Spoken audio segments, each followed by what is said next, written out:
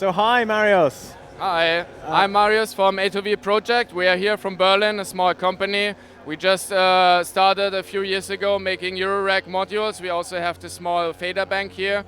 And what I want to show you now is the first Class D VCA, which means there is a square wave oscillator already inside the VCA, which tracks volt per octave. And right now I can just introduce some drum sounds into it. So we can hear some sound. And right now it's very clean and there is not much distortion to the signal, but as soon as, because the frequency oscillator here is out of the hearing range.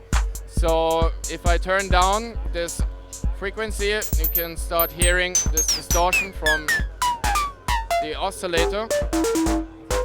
And we have this low pass filter here to tame the signal a little bit. Open it up, makes it pretty harsh.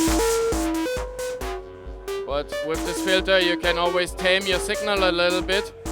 And this one tracks volt per octave, as I said, and the drive knob tells you like, okay, do I want more or less from the internal oscillator? Or do I want a more distorted signal from the original?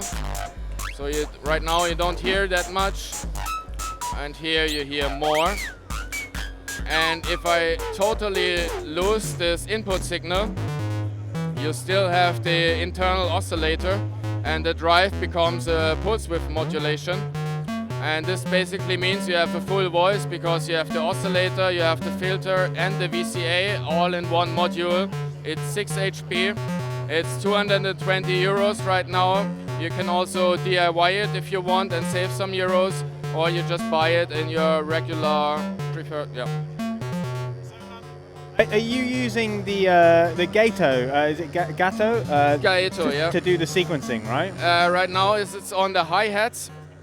And what Gaeto is basically doing, you have a clock input. And the clock input always determines when there is a rising edge, it reads out the data. And when the data is higher than 1 volt, then you get a trigger at A. If it's below 1 volt at data input, when the rising edge comes, you get a trigger at non-A. The non-A is normalized to the clock input of channel B, and then you just have the same again. So you have two channels, and with this knob, which is also CV controllable, you can determine if it's dividing to 2 or dividing to 3.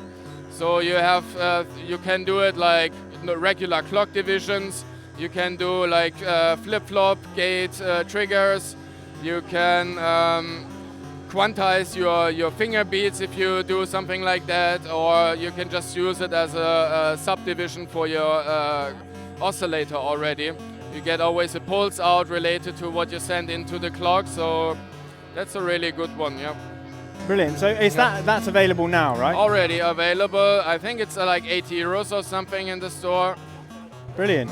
Well, Marius, unless there's anything else that we need to talk about, that's... We have a new oscillator coming up, but you will hear about it. You can join our newsletter and then you will get the news when it's done. Brilliant. Yeah. Well, Marius, thank you very much. It was a pleasure.